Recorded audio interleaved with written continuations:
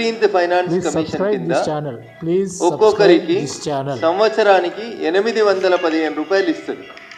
పంచాయతీలలో ప్రతి మనిషికి 815 రూపాయలు ఏడాది పొడుగునా ఆ గ్రామ పంచాయతీ పరిధిలో ఖర్చు పెట్టుకోవడానికి 15th ఫైనాన్స్ కమిషన్ డబ్బులు ఇస్తుంది.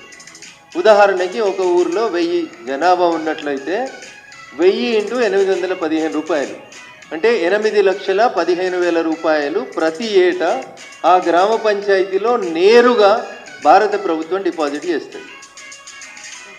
చిన్న పంచాయతీ ఉందనుకోండి, 500 జనాభా ఉన్న పంచాయతీ ఉంటే సుమారు 4.5 లక్షల రూపాయలు పంచాయతీకి ఏడాదికి భారత ప్రభుత్వం నుంచి నేరుగా పంచాయతీ ఖాతాలోకి వస్తాయి.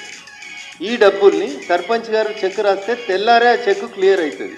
దాన్ని ఆపే అధికారం ఎవరికి ఉండదు. ఇప్పుడు సర్పంచులందరికీ కూడా ఒక సువర్ణ అవకాశం. గత 2 సంవత్సరాలుగా మీకు 15th ఫైనాన్స్ కమిషన్ నిధులు రాలేదు. ఇప్పుడు మార్చి 31 తోటి 3వ సంవత్సరం ముగియబోతుంది.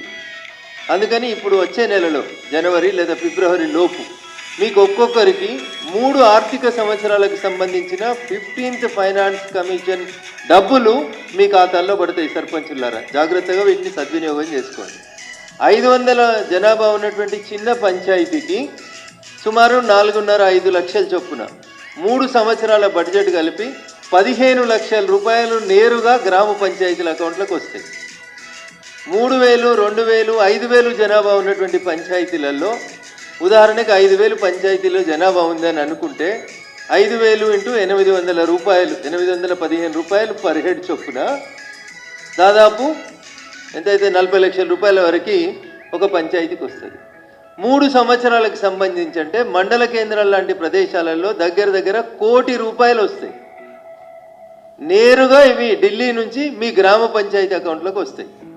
ఇగో ఈ పైసలు 15th ఫైనాన్స్ కమిషన్ నిధులు సర్పంచ్ ఎన్నికలు జరగక ఆగిపోయిన 2 ఆర్థిక సంవత్సరాలకు సంబంధించి భారత ప్రభుత్వం 3,000 కోట్ల రూపాయలని రేపో మాపో రిలీజ్ చేయబోతా ఉంది గ్రామ పంచాయతీల అకౌంట్లకు నేరుగా. ఇక దీనికి పోయి రేవంత్ రెడ్డి గారు కొడంగల్ని సర్పంచులకు సన్మానం చేస్తూ నేను మార్చి 31 లోపు ఢిల్లీకి వెళ్ళి 3,000 కోట్లు తీసుకొస్తా అని చెప్తున్నాడు. అయ్యా రేవంత్ రెడ్డి గారు, ఇది ఢిల్లీకి వెళ్ళి మీరు తెచ్చే పైసలు కాదు. పంచాయతీలకి 15th ఫైనాన్స్ కమిషన్ కింద భారత ప్రభుత్వం ఇచ్చేటందుకు ఆడ రెడీ పెట్టింది. నిన్నటి దాకా సర్పంచ్ లేడు కాబట్టి ఇయ్యలేదు. ఇవాళ సర్పంచులు వచ్చారు కాబట్టి ఎవరు అడిగినా అడగకుండా భారత ప్రభుత్వం నేరుగా పంచాయతీలకి ఇప్పుడు 3,000 నుంచి 3,500